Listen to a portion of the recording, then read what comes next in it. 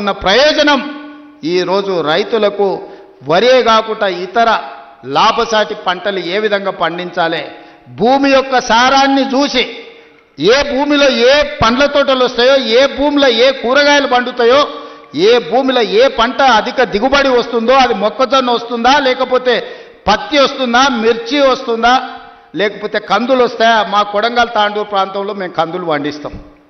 దేశానికే మా కందిపప్పు అంటే, తాండూరు కొడంగల్ కందిపప్పు అంటే దేశంలో గొప్ప పేరు. ఏ ఏరియాలో ఏ పంట వండుతుందో, అచ్చంపేట ప్రాంతంలోకి పోతే దోసకాయలు వండుతాయి. దోసకాయ కందిపప్పు ఎంత బ్రహ్మాండంగా ఉంటుందా, చికెన్ మటన్ కూడా వనికిరాదు దాని ముందర. ఇప్పుడు ఆ పిల్లలకు తెలియకుండానే పోయింది. కొత్త తరానికి ఇప్పుడు దోసకాయలు అంటున్నారు, వెనక బుడంకాయలు అనేటోళ్ళు. అవునా? కందిపప్పులా వేసి చేస్తే మన అమ్మనో నాయనమ్మనో వండితే మటన్ చికెన్ కంటే టేస్టీగా ఉండేది. జొన్న రొట్టెతోని కందిపప్పు బుడంకాయలతో తింటే ఎంత మజా ఉండేదా. ఇవాళ ఆ రుచులే పోయినాయి. అందుకే ఈరోజు పంట మార్పిడి జరగాలి, ఆలోచనలో చైతన్యం రావాలి, ప్రజలకు ఉపయోగపడాలి.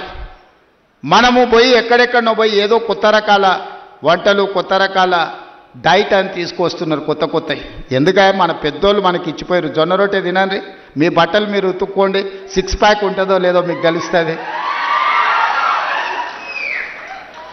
మీ బట్టలు మీరు ఉతుక్కొని జొన్న రొట్టె తింటే మీరు ఏ జిమ్ములకి వెళ్ళి కండలు పెంచాల్సిన పని లేదు.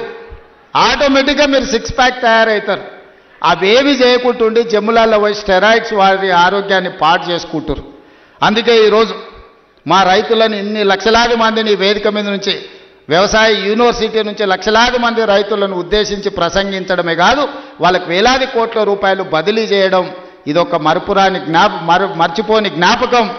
మీ అందరికీ ఈ ప్రభుత్వం అండగా నిలబడుతుంది. రాబోయే రోజుల్లో భూమి అనేది మీకు ఇండ్ల పట్టా అనేది, ఇందిరమ్మ ఇల్లు అనేది ఇందిరమ్మనే ఇచ్చింది.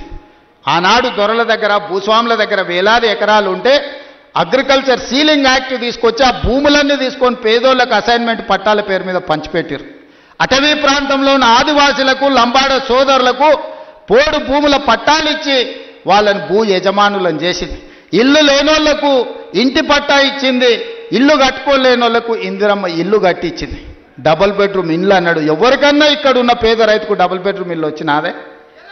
కానీ ఇవాళ లక్షలాది ఇందిరమ్మ ఇల్లు ఇవ్వడానికి మనం ముందుకు వచ్చినాం. మీరు ఇండ్లు కట్టుకోండి, ఒక ఇంటి వాళ్ళు కాండి, ఉన్న ఊరిలో ఇల్లు, ఇంత వ్యవసాయ భూమి అనేది మన ఆత్మగౌరవం. అంతకుమించి రైతులు ఏం కోరుకుంటలేరు. వాళ్ళు కష్టపడ్డ పంటకు వాళ్ళు గిట్టుబాటు ధర